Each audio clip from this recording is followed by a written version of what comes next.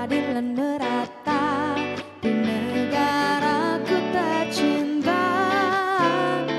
Mari topang bersama, damaikan Indonesia. Rakyat adil sentosa seutuhnya.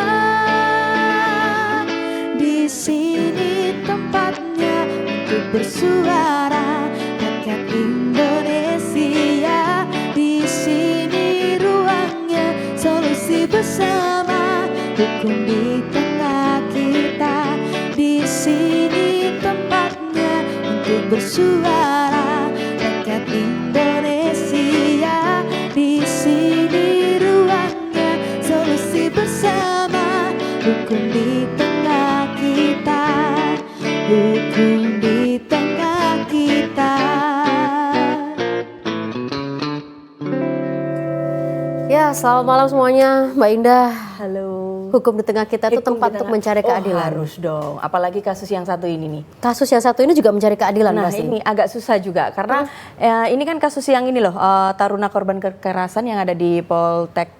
Yang sampai meninggal kalau tidak salah korbannya itu. ya. Nah ini salah satu penganiayanya ini kan diputus bebas ini kalau nggak salah. Udah diputus bebas? Kayaknya sih seperti itu. Jadi sudah tidak ditetapkan lagi sebagai Nah, ini saya tersangka. juga Padahal waktu itu sudah ditetapkan sebagai tersangka betul. begitu ya. Dan ikut menganiaya sebenarnya kalau dilihat dari ini ya. Kita coba lihat dulu bagaimana liputan teman-teman di lapangan.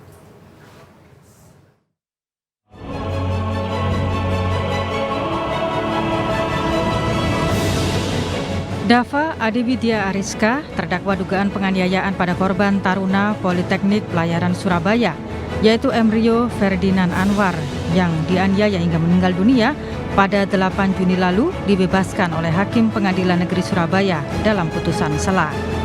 Dalam petikan putusan, Hakim menyatakan mengabulkan eksepsi dari penasihat hukum terdakwa, menyatakan penuntutan penuntut umum tidak diterima, dan memerintahkan jaksa mengeluarkan Dava Adewidya Ariska keluar dari tahanan. Dalam pertimbangan Hakim, bebasnya terdakwa Dava karena sebelumnya Hakim Pengadilan Negeri Surabaya juga sudah mengabulkan gugatan pra-peradilan Dava atas status penetapan tersangka. Menurut kuasa hukum Dava, Rio Dedi Heriawan, putusan Hakim dinilai sudah memenuhi rasa keadilan karena Dava sempat melerai saat Alphard Yales akan memberikan pukulan lagi. Sementara itu, tim jaksa penuntut umum dari Kejari Tanjung Perak menghormati putusan Hakim, walaupun Hakim tidak mempertimbangkan secara utuh tanggapan eksepsi jaksa penuntut umum. Tim jaksa penuntut umum belum mengambil sikap dan akan mempelajari dulu putusan Hakim. Dava merupakan terdakwa splitan dalam kasus penganiayaan taruna Politeknik Pelayaran, sementara untuk terdakwa satunya Alphard juga sudah menjalani proses sidang di Pengadilan Negeri Surabaya. Adapun dalam dakwaan sebelumnya, jaksa penuntut umum menyebutkan bahwa perbuatan terdakwa bermula saat korban lupa membawa buku saku. Para seniornya bermaksud memberikan hukuman. Terdakwa Alphard kemudian mengajak korban ke kamar mandi. Selang beberapa menit kemudian, Dava datang dan menginstruksikan supaya Alphard memberikan satu pukulan terhadap korban sebagai bentuk sanksi. Alphard pun membogem perut korban. Alphard kemudian memberikan pukulan kedua hingga korban tersungkur di lantai dan kemudian meninggal dunia. Ya, ini menarik karena dikatakan tadi oleh kuasa hukum dari Dava bahwa putusan Hakim sudah memenuhi keadilan. Sementara di sini ada yang berupaya untuk mencari keadilan. Nah itu dia, karena biar gimana pun nggak dibenarkan juga sih ya dengan cara pembinaan seperti itu. Keadilan versi siapa berarti ya? Nah itu, Kita sendiri-sendiri. Kita coba diskusikan pada malam hari ini di Hukum di Tengah Kita. Kita sapa terlebih dahulu yang sudah hadir di studio atau redaksi Hukum di Tengah Kita. Ada Bapak Dr. Solehudin SHMH, pengamat hukum pidana ubara. Pak Solehudin, selamat malam. Selamat malam, Mbak. Terima kasih sudah hadir. Kemudian dari tim kuasa hukum keluarga korban, ada Bapak M. Ardan Hizbullah. Pak Ardan, selamat malam. Selamat malam. Kita sudah mengundang juga ya dari pihak ini terdakwa Dava ya, dan sudah diundang namun menyatakan tidak bisa hadir. Ya mudah-mudahan kita bisa mendapatkan solusi ini apa? Mudah-mudahan lah ya. Kita tanya-tanya aja kalau gitu. Tim kuasa hukum dari Kejari Tanjung Perak juga sudah diundang dan menyatakan tidak bisa hadir. Nanti kami akan berupaya untuk bisa menghubungi orang tua dari korban Rio Ferdinand Anwar. Saya ke tim kuasa hukum dulu ya, Pak Ardan. Pak Ardan, ini bagaimana ketika mendengar bahwa akhirnya sudah diputus bebas Iya. penetapan tersangka dari Dava ini? Kalau karena kita menghadiri, Mbak sidangnya ya, itu ya. Iya, Sidang sidang kita menghadiri pra-peradilan bersama. ya? Iya. Pokok perkara. Oke, Yang pokok perkaranya. putusan bebas itu karena eksepsinya terdakwa diterima oleh majelis hakim yang menangani perkara tersebut. Kalau bicara kecewa, kita sangat kecewa, Mbak. Tapi kita tidak kaget. Kecewa tapi tidak kaget. Tidak kaget. Begitu juga tadi jaksa penuntut juga mengatakan menerima tapi menganggap bahwa tidak membaca atau tidak melihat secara keseluruhan eksepsi. Itu gimana maksudnya? Karena kan pokok perkaranya pra-peradilan itu menang mereka itu, Mbak. Jadi mereka dalam pra-peradilan itu dikabulkan, dibatalkan, dihentikan penyidikannya, dibatalkan status tersangkanya Dava itu. Jadi otomatis ketika baru didaftarkan perkara tanggal 16 Mei, putusan pra-peradilan tanggal 15 Mei 2023 dan perkara mulai perkara didaftarkan di PN tanggal 16 Mei. Jadi sia-sia karena mereka saat eksepsi pasti dikabulkan putusan selanjutnya. Kita sudah sama-sama tahu. Karena pra-peradilannya sudah dimenangkan. Iya, jadi tidak mungkin masuk ke pokok perkara. Oke, yang menjadi pertanyaan adalah ketika pra-peradilan itu dimenangkan, apa yang membuat pra-peradilan itu bisa dimenangkan? Tadi sempat dikatakan bahwa karena Dava ini melerai, jadi tidak dianggap sebagai pelaku, begitu kan? Makanya tidak ditetapkan sebagai tersangka lagi. Pak Ardan. Iya, jadi pokok perkaranya itu dimenangkan, eksepsi diterima berdasarkan pra-peradilan mereka yang dimenangkan. Nah, pra-peradilan mereka ini juga kita lebih kecewa lagi, Mbak. Makanya kita tidak kaget di pokok perkara. Karena di pra-peradilan itu Polrestabes pun beberapa kali tidak hadir sidang. Nah, sepengetahuan kami itu ahli di Polrestabes itu beliau kalau nggak salah. Untuk gelar perkara tersebut, tapi beliau tidak hadir juga di sidang pra-peradilan tersebut. Jadi seperti tidak ada perlawanan dari Polrestabes untuk pra-peradilan tersebut. Sudah pasti kalah. Mereka tidak menghadirkan saksi sepengetahuan kami ya, berdasarkan data di pengadilan bisa kita akses itu. Jadi pasti menang mereka. Jadi menurut Pak Ardan di situ sebenarnya sudah ada kejanggalan begitu ketika ya pra-peradilan ini dimenangkan. Kalau janggal, ya sangat janggal, lucu. Penyidik yang Polrestabes yang menetapkan tersangka, tapi mereka tidak seperti memberikan perlawanan berarti dalam pra-peradilan tersebut sebagai seorang termohon ya, pemohonnya kan si Dava itu. Jadi kita nggak kaget, nah, mereka saksi saja tidak hadir, ya kan? Gimana mereka mau menang pra-peradilan? Jadi pasti ketemu jalan buntu itu walaupun di ini. Untuk pokok perkaranya sendiri sekarang lagi dalam proses sidang ya? Sudah selesai putusan selah, berakhirnya pokok perkara dan putusan selah tersebut. Jadi putusan pra-peradilan tanggal 15 Mei, tanggal 16 Mei baru dilimpahkan perkara, baru pendaftaran perkara di Pengadilan Negeri Surabaya. Jadi hal yang sia-sia. Jadi kami tidak kaget lagi. Makanya kami sekarang yang kami bisanya menunggu untuk terdakwa satu sambil mencari celah di situ kan. Karena berdasarkan kami pahami bahwa berdasarkan peraturan Mahkamah Agung nomor 4 2016 pasal 2 ayat 3 bahwa bisa penyidikan dimulai lagi meskipun sudah ada putusan kalau ada dua alat bukti baru. Kita coba nanti bahas celahnya itu tadi ya yang tadi disampaikan oleh Pak Ardan. Oke, baik. Keluarga korban. Nanti kita coba bertanya pada ahlinya juga. Kita rehat dulu sebentar.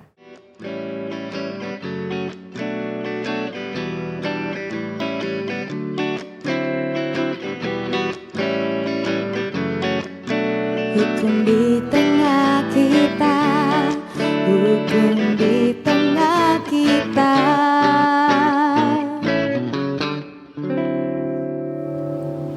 Ya, ini kan mungkin menjadi pertanyaan juga kalau memang ternyata Dava ini adalah orang yang menyuruh begitu kan, tapi kok Memanggil bisa bebas. juga gitu kan. Cuman dia menangnya karena melerai. Nah, Tadi cuman kan pertanyaannya apakah memang benar demikian apa gimana nanti Pak Ardan. Tapi saya ke Pak Solehudin dulu. Pak Solehudin ini gimana? Pak Solehudin tadi dibilang katanya ahli saksi ahli ya di Polrestabes, saya itu tapi tidak hadir. sebenarnya diperiksa di BAP sebagai ahli pada saat proses penyidikan. Waktu gelar perkara juga berarti. Polrestabes.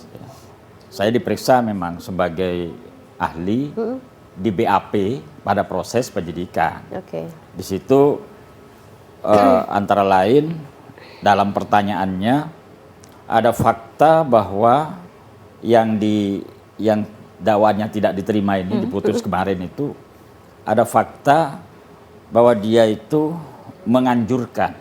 Ya. Jadi kalau dalam konsep ilmu hukum pidana itu ada dilneming ya, ada penyertaan. Penyertaan itu dinormatifkan di dalam pasal 55 ayat 1 ke 1 KUHP dan pasal 55 ayat 1 ke 2 KUHP. Dalam analisis saya ini masuk pada penganjuran. Jadi masuk pada pasal 55 ayat 1 ke 2 KUHP. Turut serta Demikian. berarti ya. Nah, saya tidak tahu persis perkembangannya. Itu ternyata dari bukti ada ini pra-peradilan. Dari bukti CCTV kah atau apa Pak? Turut serta ini apa yang membuat hasil Bapak penyidikan. yakin? Hasil penyidikan. Karena ahli itu kan dipertanyakan berdasarkan hasil penyelidikan. Ya, hasil penyidikan itu demikian. Oke. Nah, saya menganalisis dan menjawab di situ, kalau seperti ini masuk pada kategori penganjur. Yang dinormatifkan di dalam pasal 55 ayat 1 ke 2 KUHP, bukan ke 1. Oke. Jadi kedua KUHP di situ. Ternyata dalam perkembangannya ada, saya baru tahu kalau ada pra-peradilan. Dan pra-peradilan itu hanya menguji bagaimana hukum acara itu dilakukan. Jadi kalau tadi dikatakan bahwa termohon mungkin dianggap tidak maksimal, ya bisa saja karena ini menyangkut soal hukum acara. Dalam hal ini pra-peradilannya pasti ya, saya memastikan objeknya adalah penetapan tersangka yang tidak sah. Nah, kalau penetapan tersangka yang tidak sah, berarti yang dipersoalkan dalam persidangan pra-peradilan itu apakah termohon itu sudah mempunyai minimal dua alat bukti yang sah. Ini yang diuji. Mestinya kalau ada pra-peradilan, mestinya saya yang diperiksa sebagai ahli pada waktu itu, mestinya saya dipanggil, dihadirkan. Bapak tidak dihubungin begitu atau gimana? Iya, saya tidak dihubungi, tidak dipanggil untuk memberikan keterangan ahli di pra-peradilan itu. Karena dalam analisis saya berdasarkan hasil penyidikan sudah cukup itu dua alat bukti itu. Dan kemudian ditambah lagi dengan keterangan ahli. Berarti ada 3 alat bukti. Sudah lebih dari cukup untuk mentersangkakan. Seharusnya demikian. Tetapi ya berkata lain kan, putusannya akhirnya diterima. Berarti termohon tidak memiliki dua alat bukti yang sah. Mungkin dianggap hanya 1. Kalau dengan alasan bahwa Dava sempat melerai, apakah itu bisa menjadi alasan, Pak Solahuddin? Dalam hasil penyidikan tidak dikatakan melerai. Oh, dalam hasil penyidikan karena tidak ahli itu kan menjawab berdasarkan hasil penyidikan. Artinya apa yang ketika di BAP itu tidak ada informasi terkait dengan peleraian itu tidak ada. Tidak ada. Jadi hanya menganjurkan kalau dalam ilmu hukum dilnemingnya ya, konsep dilnemingnya itu masuk pada penganjuran. Berarti karena bisa di situ berbeda. ada kalimat bahasa Jawa gitu. Bahasa Jawa itu yang disampaikan itu. Kalau nggak salah itu kayak ono pisanae. Oke. Semacam begitu. Maksudnya itu Davanya yang ngomong kayak gitu. Disuruh 1 kali. Pukul 1 kali aja. Wis cukup 1 kali aja begitu. Jadi ada kalimat seperti itu. Dan ini kan perbuatan material ya. Tapi kalau seandainya ternyata di persidangan muncul berusaha melerai atau menahan pukulan berikutnya, apakah menurut Pak Solahuddin itu adalah satu temuan baru yang muncul di persidangan karena ketika di BAP tidak ada? Atau gimana? Berdasar fakta di BAP itu. Hasil penyidikan mengatakan seperti itu. Ya, artinya kan tidak ada peleraian berikutnya kan? Tapi ketika di persidangan tidak ada kalimat bahwa ini melerai itu. Tapi di persidangan itu menjadi dasar muncul sebagai salah satu alasan kenapa akhirnya Dava itu alasan untuk menetapkan tersangka. Jadi begitu ada keterangan ahli yang menyatakan begitu, berarti sudah ada 2 alat bukti yang diperoleh penyidik, lalu ditetapkan tersangka. Nah, saya tidak tahu kemudian kalau ada pra peradilan. Kalau pra peradilannya pasti itu soal objeknya adalah soal penetapan tersangka yang tidak sah. Kalau objeknya penetapan tersangka tidak sah, pasti yang dipersoalkan adakah dua alat bukti yang dimiliki oleh penyidik. Oke. Berarti mungkin hanya satu sehingga menang. Kalau seandainya nanti ditemukan lagi, tidak sah. kalau seandainya ternyata nanti ada lagi alat buktinya, apakah bisa diajukan lagi sebagai tersangka, Pak Solahuddin? Oh bisa, karena soal penetapan tersangka itu yang diperiksa adalah tidak memiliki dua alat bukti yang sah. Oke, artinya kalau seandainya ada, ini masih ada ruang. Iya, ketika itu sebagai tersangka. ada dua alat bukti bahkan sampai 3 misalnya, bisa dilakukan penyidikan. Nah ini makanya saya katakan ini soal hukum acara. Ya. Kalau soal hukum acara ya tadi itu berkaitan dengan bagaimana perlawanan tanda petik dari termohon. Itu seharusnya ya gigih ya untuk mempertahankan hasil penyidikannya, mestinya begitu. Harusnya fight. Kita lihat dulu ya Mbak Indah ya, kita lanjutkan lagi nanti. Bantu berjuang.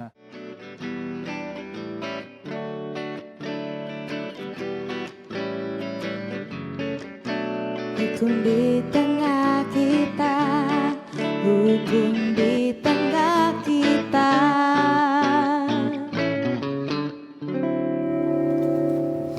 Ya, Mbak Indah, ini tadi kan di sini ada Pak Solahuddin, ada Pak Ardan. Kita sudah terhubung juga di telepon dengan orang tua dari Rio Ferdinand Anwar, Pak Muhammad Yani. Pak Yani, selamat malam.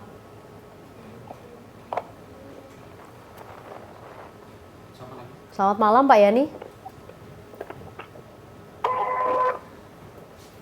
Nih. Selamat malam Pak Yani, bisa mendengar suara kami di studio? Ya, kita masih mencoba terhubung. Baik. Kami nanti akan mencoba kembali menghubungi Pak Yani nih, Mbak Indah. Karena tadi dikatakan Pak Solahuddin ya fight-nya harus kencang ya kalau kita mau mencari keadilan. Kalau melihat dari cerita ini kan berarti ini kayaknya kalah sebelum berperang terlalu jauh ini. Itu betul ya? Iya, kalah sebelum berperang, tapi masih ada ruang nih Pak Masih ada Ardan. kesempatan ini berarti. Masih ada ruang. Ada, karena ini kan putusan sela. Ya. Putusan sela itu dikatakan inkrah van gewisde. Jadi putusan selanya itu sudah mempunyai kekuatan hukum tetap, Ya. tetapi belum Dari sisi pra-peradilan tadi itu ya. desak. Oke. Jadi pokok perkaranya belum dipersidangkan. Dengan kata lain, ketika penyidik mempunyai dua alat bukti dan itu baru ya, bisa dilakukan Penetapan tersangka lagi. penyidikan lagi, gitu. Karena tidak krah van gewis desak. Oke. Putusan sela itu hanya IKG, inkrah van gewisde. Ya. Mempunyai kekuatan hukum tetap, tetapi ada lagi upaya-upaya yang bisa dilakukan. Kalau tidak ada lagi, itu nebis in idem namanya. Ya, sudah tidak bisa diajukan lagi Nah, berarti. itu ya. namanya KGZ.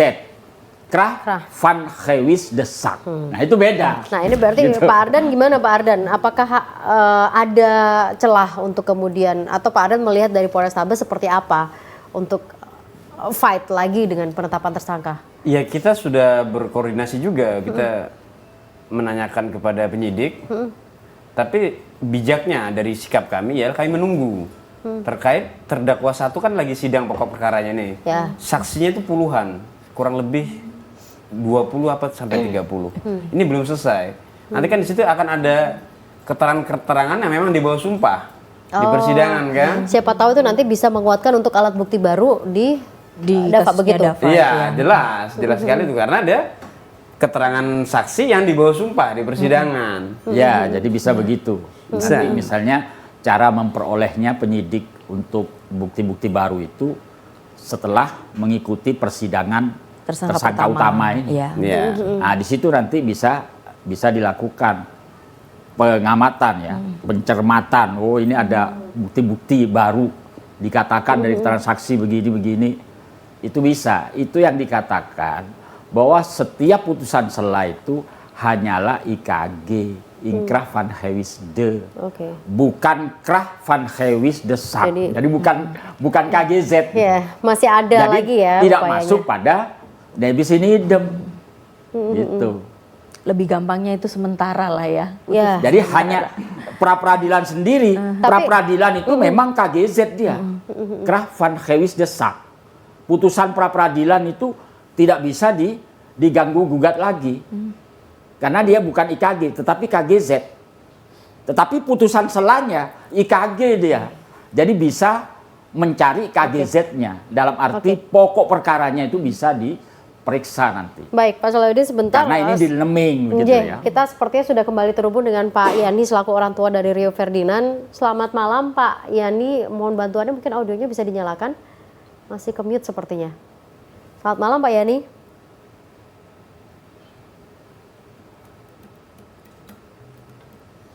Apakah sudah berhasil terhubung? Selamat Audionya? malam. Pak Yani bisa mendengar suara saya?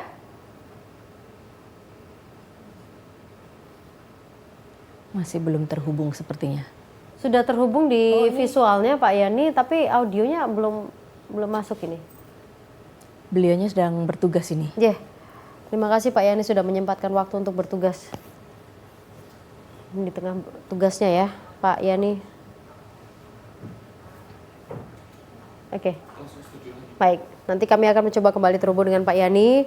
Pak Ardan, ini berarti kalau seperti itu kita tidak bisa mengatakan bahwa Dava tidak bersalah dan bebas begitu, karena ini mungkin masih sementara, begitu Pak Ardan? Iya, berdasarkan pra-peradilan. Berdasarkan kemarin. pra-peradilan. Ketika ada 2 alat bukti yang baru, bisa mulai penyidikan lagi. Nah, sementara kita simpan.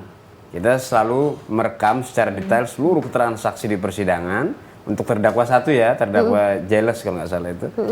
Kita sudah kantongi, tapi kami simpan rapat-rapat. Jangan sampai kami kecolongan lagi kan seperti itu. Ini kan seperti melakukan hal yang sia-sia nanti. Jadi kita mau ke sini, mereka sudah tahu. Hebat sekali kan seperti itu. Tapi nanti yang memang kedua sebelumnya kita kecolongan lagi. Ketika kasus ini memang sebelumnya tidak ada ini ya, apa semacam kayak komunikasi antara pihak dari Dava dengan pihak korban begitu. Tidak ada. Tidak ada sama sekali ya. Tidak memang? ada sama sekali. Dari pihak keluarga korban, kita kan penasihat hukum keluarga korban. Ayahnya tidak pernah dihubungin. Tidak ada bahasanya ini turut berduka cita. Minta maaf atau Tidak apapun ada. itu tidak ada. Termasuk juga dengan dari pihak yang tersangka satunya, terdakwa satunya, Alphard Jeles tadi juga tidak ada komunikasi juga dengan korban. Kalau tersangka 1 melalui penasihat hukumnya itu pernah. Tapi dari pihak keluarga korban lagi ada kegiatan. Kegiatan dalam arti pengajian atau apa lebih berduka itu Mbak. Kan terpukul, ini kan anak laki-laki pertama yang menjadi harapan keluarga. Jadi pukulannya agak berat. Di awal berapa bulan lalu memang. Tapi ketika persidangan sudah ketemu. Karena mau nggak mau kan ketemu. Iya pasti. Ya. Persidangan ya. Sudah ketemu dan sudah minta maaf. Tapi tergantung keluarga korban kan, secara pribadi kita sebagai umat beragama juga memaafkan. Tapi proses hukum harus tetap berjalan. Oke, kita kembali terhubung coba dengan Pak Yani. Pak Yani, selamat malam. Alhamdulillah sudah bisa tergabung. Selamat malam. Selamat malam Pak Yani. Terima kasih sudah bergabung. Sekali lagi turut berduka cita Pak Yani atas apa yang dialami, kehilangan Rio Ferdinand ya di awal tahun kemarin. Kalau dari sisi keluarga korban Pak Yani, bagaimana kronologis tewasnya Rio? Kalau mengenai kronologis itu sekitar jam 22 kurang jam 11, 22.48 lah. Kami mendapat telepon dari dokter Poltekpol Surabaya kalau anak saya itu sudah meninggal dan sekarang ada di kamar jenazah Rumah Sakit Sukolilo. Beritanya terpeleset gitu. Informasinya terpeleset awalnya. Ya, terpeleset kamar mandi. Kemudian baru diketahui ketika ada yang janggal begitu dan akhirnya dilakukan proses berikutnya begitu Pak Yani. Yang janggal setelah saya melihat jenazah korban itu kayak nggak gimana ya, kayak ada tanda-tanda penganiayaan gitu loh. Lebam. Itu? Ya luka-luka lebam, kayak gigi tanggal, itu makanya saya laporkan itu loh ke Polsek Gunung Anyar.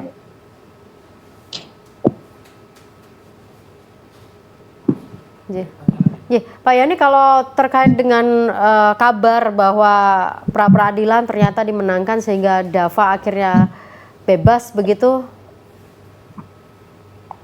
Ya, kami sebagai orang tua korban sangat kecewa dengan keputusan yang membebaskan tersangka kedua atas nama DF.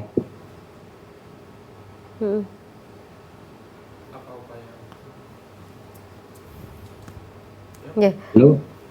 Untuk langkah hukumnya, untuk berikutnya, Pak Yani?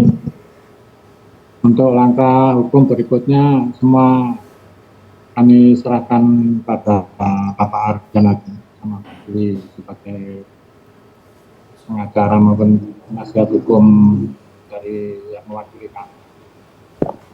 Baik. Pak Yani, kalau ke depan, karena kita tahu memang kan tidak mudah juga untuk masuk ke institusi tersebut begitu, untuk bisa mengenyam ilmu di Politeknik begitu kan, supaya tidak ada lagi kekerasan yang mengatasnamakan junioritas dan senioritas nih, mungkin ada yang bisa disampaikan oleh Pak Yani selaku orang tua korban? Ya, kami sebagai orang tua korban menyampaikan ke pihak sekolah ataupun kalau bisa seluruh kampus, tradisi seperti ini junior, senior, kalau bisa dihapuskan dari kurikulum juga. Nggak ada pengawasan yang ketat dari pihak pembina maupun kampus maupun dari kepala rektor sendiri, mestinya pengawasan lebih ketat gitu loh. Kalau bisa dihapuslah, jangan ada sampai kejadian seperti ini terulang lagi. Baik, Pak Yani, kalau boleh kami bertanya seperti apa sosok Rio Ferdinand, dan apakah memang benar informasi yang diterima bahwa Rio ketika itu ketinggalan nggak bawa buku saku begitu, sehingga menjadi awal mula insiden pembinaan yang keras ini. Insiden itu bukannya ketinggalan, mungkin lupa nggak bawa buku saku pada waktu masuk kampus itu loh kan. Waktu Sabtu Minggu itu kan biasanya kan para siswa taruna itu kan pesiar itu IBL loh, namanya IBL. Pada waktu dikontrol seniornya ketahuan tidak bawa buku saku, makanya diambil tindakan seperti itu.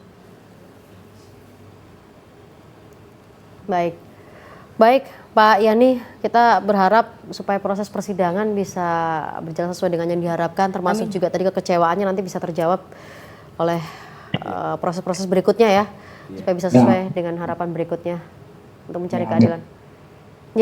Matur nuwun Pak Yani untuk waktunya menyempatkan bergabung bersama dengan kami di sini. Sekali lagi turut berduka.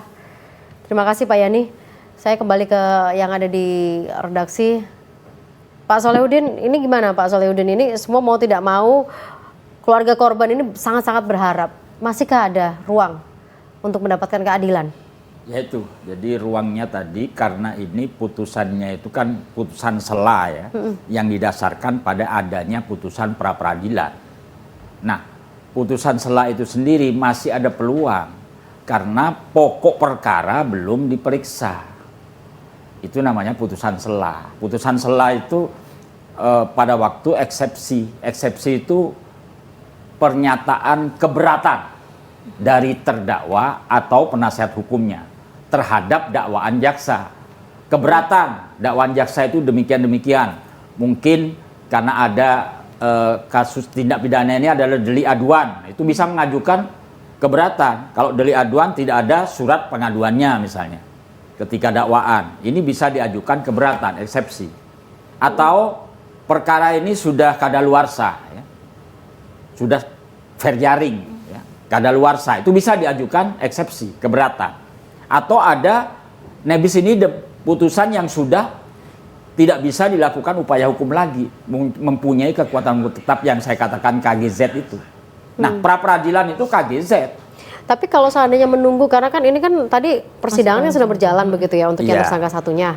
Terus kemudian sambil menunggu pemeriksaan puluhan saksi, tidak ada batas waktu ya untuk kemudian kita mengajukan kembali tadi penyidikan. Kan kalau nanti persidangan ini kan yang katakanlah tadi yang diputus sela itu kan pasti dipanggil sebagai saksi kan. Iya.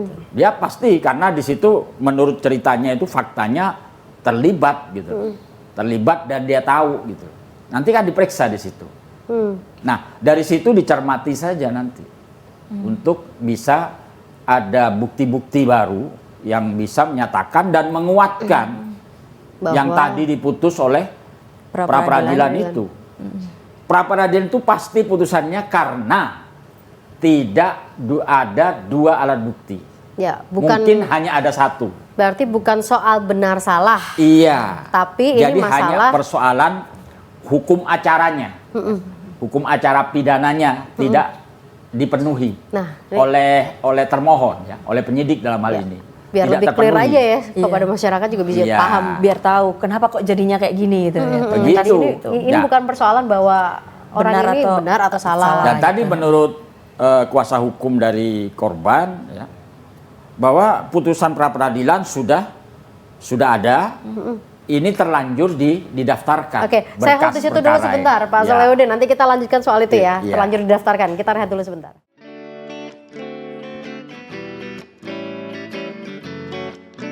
Hukum di tengah kita, hukum di tengah kita.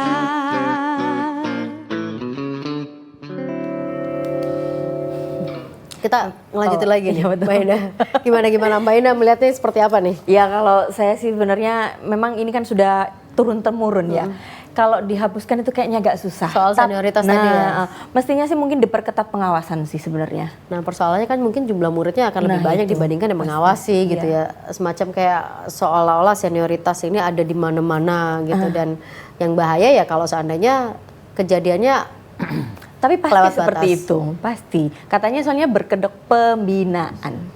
itu dia masih menjadi PR dalam institusi pendidikan dimanapun berada. Ya, Saya lanjutkan Pak Solehudin tadi karena tadi Ya. katanya kan sudah terlanjur didaftarkan. Ini gimana Pak Solehudin? Iya. Jadi kalau berkas itu sudah terlanjur didaftarkan, sementara ini sidang pra peradilan berlangsung kan. Kalau belum disidangkan pokok perkaranya, ini masih bisa berlangsung ini. Tetapi ketika pokok perkara setelah didaftarkan langsung disidangkan, maka ini gugur dengan sendirinya pra peradilan ini. Nah, disinilah yang harus dipahami ini. Gimana Pak? Terutama oleh penyidik, penuntut umum. Nah, saya bisa memperkirakan mungkin dari penuntut umum ini ya, memeriksanya agak lambat, agak lambat. Oh, ini sudah ada 2 alat bukti, sudah cukup atau lebih, Agak lambat sehingga atau didaftarkan. terburu-buru? Oh, lambat untuk mendaftarkan. Iya, lambat mungkin memenuhi alat buktinya, makanya lambat dia. Ya. Kedahuluan pra peradilan. Pra-peradilan. Andai saja ini nggak lambat, kemudian disidangkan pertama kali disidang, maka pra-per ini Pra-peradilan ini gugur. gugur. Ya. Karena belum diputus. Nah begitu prosedur hukumnya itu. Oke. Harus punya strategi ya berarti ya. Jadi dengan kata Harus ada lain, strategi. iya betul. Strategi itu penting, makanya ada strategi penuntutan. Oke. Strategi penuntutan, misalnya perkara itu di-split. Ada 2 atau 3 atau 5 Maju dulu. tersangka, mana yang akan diajukan terlebih dahulu. Itu soal strategi penuntutan. Di-split namanya, Di-split. dipisah. Nah seperti tadi, itu soal strategi. Makanya banyak sekali ketika orang melakukan pra-peradilan. Ya. Melakukan pra-peradilan, wah ini sudah berkas ini sudah disiapkan, cepat-cepat, dia yakin supaya sudah bisa diajukan. segera maju dulu ya sebelum Iya, pra-peradilan. maju. Begitu disidang, Pra-peradilannya gugur. Gugur. Oke. Begitu. Baik, sebelum saya kembali ke Pak Arden, Mbak Indah ada Ini. catatan juga kayaknya. Ada yang rame nih ya. Ada yang rame. Wah, Ya, seru ini nih. dari Hashim di Mojokerto. Ini menanyakan, bagaimana bisa kasus penganiayaan yang menyebabkan korban tewas, terdakwanya bisa bebas? Apakah ada jalan lain agar bisa kembali menjerat si pelaku? Oke. Turut berduka atas meninggalnya Rio, semoga ada keadilan untuk Rio, dari Wiwin di Surabaya. Kemudian dari Mas Rofik di Gresik ini, Kabarnya DF terdakwa yang bebas ini anak pejabat Lamongan. Wah, saya enggak tahu itu Mas ya. Nanti dalam proses berikutnya ya. Ya, bisa jadi ada lobby-lobby di peradilan agar bisa membebaskan anaknya. Nah, ini juga saya juga nggak tahu. Kemudian ada dari Roni di Mojokerto. Ini gimana jaksa kok gak apa ini? Ya, gak becus kerjanya sampai lolos terdakwa. Gimana nih ke Jari Tanjung Perak itu? Oke. Itu ya jadi catatannya. Jadi sekali lagi mungkin buat yang bertanya seperti yang dijelaskan oleh Pak Solehudin, ini masih ada ruang. Masih. Ini belum menentukan salah atau benar Belum dari final ini Davanya, ya. tapi Betul. ini lebih kepada proses pelengkapan alat bukti, prosedur-prosedurnya Iya. begitu Karena ya. penegakan hukum pidana itu harus menggunakan hukum.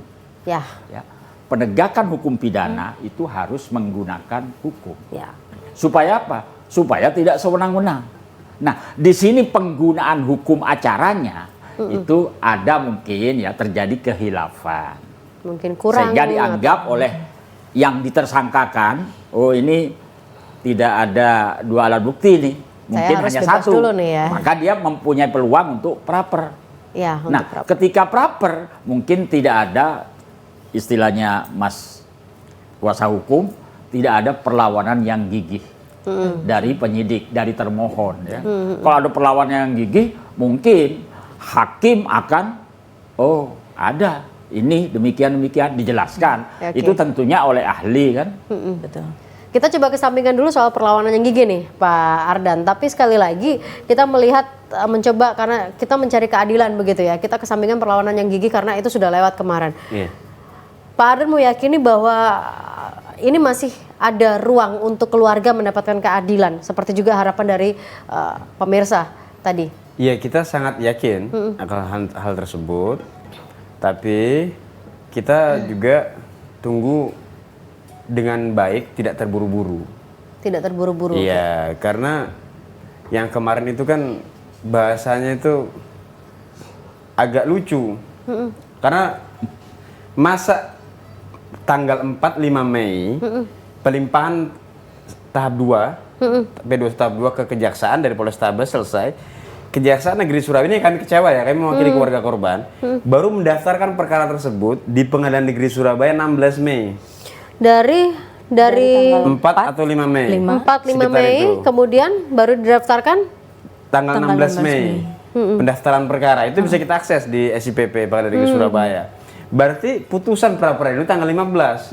Ngapain didaftarkan tanggal 16 sudah sia-sia. Oh Bu. iya oke. Seandainya ya kita analogi berpikir lah. Seandainya orang memahami pentingnya nyawa, Iya. masa iya seperti itu kan? seperti Iya itu. betul. Ya. Ini 11 hari, 10 hari lebih lah. kita Ngapain ambil. gitu ya? Ngapain ini? Ini ke Jari Tanjung Kejaksaan Perak ya? ini. Ya Ke kan? Jari Tanjung Perak Padahal ya? kita dari awal sangat mengapresiasi Mbak. Penyidik di Polrestabes, juga jaksa di Kejaksaan KP3 Tanjung Perak. Kita sangat mengapresiasi itu. Tapi kami ya kecewa sudah begini kan. Jadi tidak ada gunanya sidang ini tanggal 16 sudah daftar. Ngapain ini daftar kan udah selesai berapa sudah kan? selesai, iya. Tapi sudah sama-sama tahu, sudah pasti eksepsi diterima. Apa yang mau didakwa kalau perkara sudah dibatalkan dari awal? Jadi Ya, berarti dengan kata lain jaksa sudah tahu bahwa 15 itu putusan sudah keluar, sudah ada putusannya, baru 16-nya didaftarkan begitu ya. Iya, besoknya didaftarkan. Ya iyalah Mbak, pasti kan ada putusan nggak mungkin. Iya. Apa yang kita hormati ya, penyidik tidak tahu, jaksa tidak tahu, itu kan tidak mungkin. Padahal kami sama apresiasi beliau seperti itu. Alih-alih mendaftarkan seharusnya justru berupaya untuk kemudian mencari atau melengkapi begitu ya. Iya, seperti kata dari Bapak ahli, kalau pokok perkara ini sudah mulai didaftarkan waktu pra peradilan ini di luar pokok perkara masih digelar, berjalan. ini gugur otomatis. Iya. Kalau disidangkan. Kalau disidangkan. Ya, iya. itu putusan MK. Iya. Jadi Biasanya- didaftarkan kemudian disidangkan pertama kali, Iya. maka otomatis Pra peradilannya demi gugur. hukum Iya. ya, batal demi hukum sudah. Pak, biasanya ini tadi kan 4 atau 5 Mei pelimpahan ya dari Iya. Polres ke Kejaksaan. Iya. Butuh berapa lama Pak untuk pendaftaran? Karena ini kan Seharusnya. karena ini tadi kan jedanya 11 hari ya sampai Iya. akhirnya pra peradilan diputus. Berapa lama seharusnya kalau menurut Pak Ardan dari 4-5 itu dilimpahkan, kapan harusnya logikanya? Kalau menurut saya ini kan hanya perkara pidana biasa, bukan perkara yang wow kali Wow, nampaknya gitu ya. kan seperti Oke, itu. ya. Jadi kan bukan perkara yang rumit lah bagi kelas seorang jaksa di kota besar seperti Surabaya KP3 ya. Itu hal-hal sepele seperti itu masa iya sampai 12 hari, 11 hari baru didaftarkan perkaranya. 2-3 hari gitu bisa? Bisa. Oh, bisa ya. Oke. Iya, logikanya begini Mbak, orang dipanggil jadi saksi pagi, malam jadi tersangka bisa kan? Oke. Oh, iya, ya betul. seperti itu saja. Ya, berarti sama kalau udah terima harusnya bisa langsung ya? cepet-cepetan. Kalau mau pakai berdasarkan anaknya orang mati, tega nggak Pak? Bu, Ya. saya tanya ya kan? Ya. Kalau berdasarkan kemanusiaan loh kita, pasti kita nggak masalah, kita nggak niat memenjarakan orang, kita hargai, kita nggak niat memenjarakan si terdakwa itu tersangka, nggak niat kita. Hanya saya diadililah secara baik dan benar. Betul. Sesuai dengan prosedur hukum yang ada begitu ya. Apalagi kalau kita tahu para saksi di persidangan terdakwa 1 yang cerita juga, nanti juga di terdakwa 1 kan akan bilang juga sebagaimana penyidikan itu. Dia di situ sama siapa? Sama terdakwa 2 kan. Jadi kan lucu, belum diadili kok udah game over duluan kan. Tapi ya kita tetap berharap hal yang baik lah ke depannya. Pak, ketika sudah tahu bahwa sudah dilimpahkan ke kejaksaan tapi belum juga didaftarkan, apakah dari kuasa hukum keluarga korban sempat bertanya, Pak, ini kok nggak didaftar-daftarkan? Nah, kapan sudah mau pernah nanya ke jaksanya? Atau gimana, Pak? Komunikasi dengan jaksa gimana? Kami pernah mendatangi Kejaksaan Negeri Tanjung Perak, tapi lama kami menunggu tidak berhasil bertemu dengan jaksa tersebut, seperti itu. Tapi kita sangat meyakini kok Mbak, semua penegak hukum ini sudah baik. Oke. Tapi kita menyesalkan kenapa ini terjadi kan seperti itu. Mungkin lupa waktu itu. Bisa jadi sangat Berkasnya manusiawi. Berkasnya banyak, jadi ketelesut gitu loh mungkin. Iya, apalagi, waduh, nggak masuk akal Mbak. Keluarga korban ini sangat kecewa sekali. Masa pra peradilan itu termohon tidak hadir lebih dari sekali. Iya kan? Apalagi yang kita hormati saudara ahli dalam penyidikan memberikan keterangannya sebagai ahli, di pra peradilan juga tidak dipanggil oleh termohon, tidak dihadirkan. Oke. Sementara keterangan beliau dalam penyidikan yang menetapkan tersangka itu salah satunya Pak ya. Ada apa pertanyaannya? Sepertinya Pak Yani masih terhubung. Pak Yani boleh disampaikan, diungkapkan kekecewaannya seperti apa Pak mendengar proses panjang yang harus dilalui oleh keluarga korban untuk mencari keadilan? Ya, kami sebagai orang tua korban sangat kecewa sekali dengan putusan tersebut. Ya, kedepannya kami akan mencari keadilan, gimana caranya nanti. Kami juga meminta petunjuk dari Bapak dan sebagai penasihat hukum kami. Baik Pak Yani, kita rehat dulu sejenak pemirsa.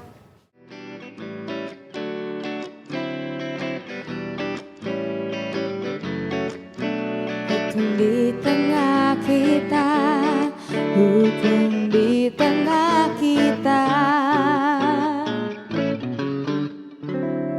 Ya, waktunya semakin mepet ya untuk membahas ini, 6 menit saya sudah dikasih kode. Tapi memang di samping mencari keadilan, tentunya juga harus mencari pertanggungjawaban dari institusi dong. Iya dong, karena sebenarnya kalau kita ingat-ingat lagi kejadian ini kan bukan pertama kalinya ya, pernah ada kejadian. Jadi harusnya kita harus ini ya, sebagai masyarakat juga harus mengingatkan ke institusi tersebut, institusi manapun ya, untuk tidak institusi pendidikan khususnya ya, junioritas sudah harusnya itu nggak ada. harus benar-benar dihapuskan. Nah, itu yang tadi menarik nggak bisa. sebenarnya fakta-fakta di persidangan itu seharusnya bisa terungkap, tapi karena memang masih proses persidangan ya Pak Ardan ya, Iya. kita belum bisa bicara sekarang. Iya, belum bisa. Oke, kita nanti menunggu perkembangannya seperti apa, karena kita khawatir ketika ada korban di sini Rio begitu, tapi kemudian tidak berhenti ternyata di institusi tersebut juga jangan-jangan masih terjadi pemukulan. Ada Rio kedua lagi. Nah, ini yang diantisipasi. Ini bukan soal masalah nyawa hilang saja, tapi toh meskipun menimbulkan sakit saja itu juga sudah nggak boleh Ya, harusnya. nggak boleh, jangan dong. Coba ada WhatsApp ini yang masuk di line redaksi. Saya sebagai nenek dari Rio yang mengasuh sejak kecil. Saya minta keadilan. Saya nggak terima kalau tersangkanya Dava diputus bebas. Tidak mungkin yang menganiaya cucuku 1 orang. Saya minta keadilan, harus dihukum seberat-beratnya. Jadi sekali lagi saat ini Dava istilahnya penetapan tersangkanya yang dihilangkan begitu Pak Solihuddin ya. Jadi bukan diputus bebas. Bukan diputus bebas, oke, Jadi supaya putusan ini putusan sela yang berkaitan dengan soal nebis in idem. Oke. Nebis in idemnya di mana? karena ada putusan pra-peradilan yang menyatakan bahwa penetapan tersangka itu tidak sah. Ya. Maka dengan tidak sahnya penetapan tersangka berarti tidak bisa disidangkan. Oke. Dan itu diputus di putusan sela. Dengan kata lain, mungkin secara singkatnya begini Pak Solahuddin supaya Iya. lebih gampang begitu ya. Betul. Intinya kalau seandainya nanti diajukan lagi dengan alat bukti yang cukup, Dava masih bisa Masih ditetapkan Bisa. sebagai tersangka. Kenapa? Begitu ya? Karena persoalan pokoknya ya, itu belum Disidangkan. diperiksa. Iya. Ini Belum tergantung dalam siapa nih persidangan. Pak Ardan? Penyidik. Penyidik. Berarti bola di tangan penyidik nih. Iya. Kita harus kejar penyidik Iya, ya. makanya kita sangat apresiasi lah bahasanya. Dan yang perlu dicatat begini, Mbak. Di Indonesia sistem peradilan pidana itu pada hakikatnya penyidik dan penuntut umum itu tugas dan fungsinya adalah mewakili korban kejahatan atas nama negara.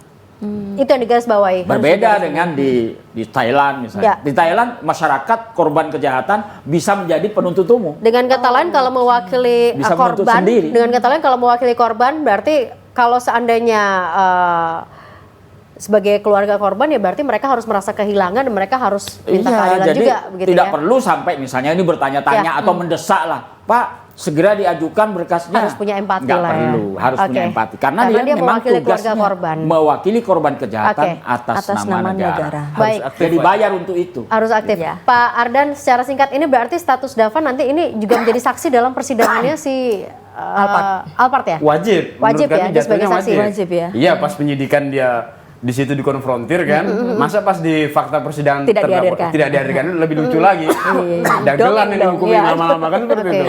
Ba- Iya kan? Tapi di proses persidangan sekarang masih belum dipanggil ya sebagai saksi ya? Belum, Masih gantian masih ya? maraton, banyak saksinya. Tapi Karena kita, 20 orang ya tadi insya Allah itu ya. kita kawal terus lah, kita hadiri terus. Dan kita rekam dengan baik lah. Oke. semua keterangan Tapi sudah keluar ya dari tahanan ya? Sudah keluar? harusnya sudah sih si siapa Dava ya? Dava. Harusnya sudah karena putusannya kan mengabulkan eksepsi terdakwa. Ya kan? Berarti kan selesai sudah. Keluar pasti kan. Memerintahkan keluar pasti keluar. Tapi Boleh, kita nggak Kak? ngikutin itu. Bolehkah sedikit disampaikan dari proses pemeriksaan saksi-saksi di persidangan memang disampaikan bahwa Dava ini adalah orang yang menyuruh Iya, pakai bahasa Jawa seperti kata beliau. yang tadi dibilang Iya, ada pakai bahasa Jawa itu. Iya. itu tadi itu ya.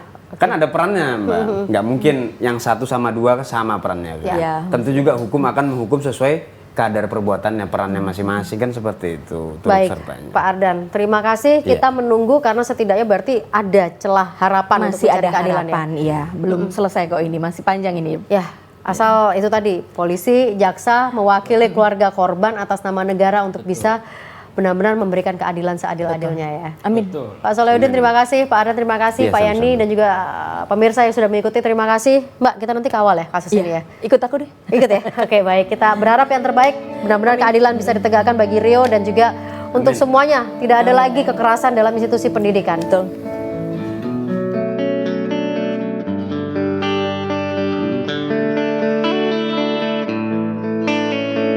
Hukum adalah lembah hitam, tak mencerminkan keadilan. Pengacara, juri, hakim, jaksa masih ternilai dengan angka. Hukum telah dikuasai oleh orang-orang beruang.